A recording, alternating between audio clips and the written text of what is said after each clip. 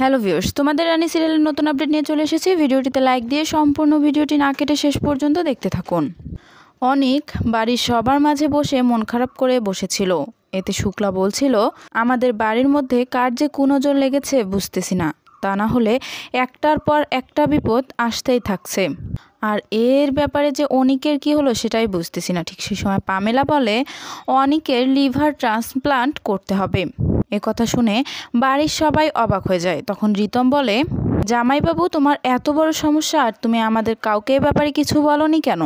তখন রিতম মিছিমিছি কান্না করতে থাকে আর বলতে থাকে, এটা অনেক টাকা পয়সার ব্যাপার, আর আমার কাছে এই মুহূর্তে এত পরিমাণে টাকা পয়সা নেই যে লিভার ট্রান্সপ্লান্ট করতে হবে।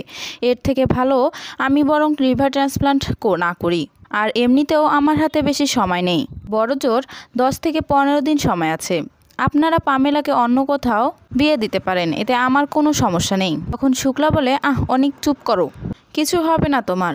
জয় তো আছে, জয় কোনো ভালো ডক্টরের সাথে কথা বলে নিশ্চয়ই কোনো না কোনো উপায় বের করবে। ঠিক সেই সময় জয় আর রানী সেখানে আসে আর বলে, কি হয়েছে? এদিকে শুক্লা বলে, ওদের জেঠিমা যেন এসব কিছু না জানে। কিন্তু পেছন থেকে সব কিছুই শুনে ফেলে তিনি।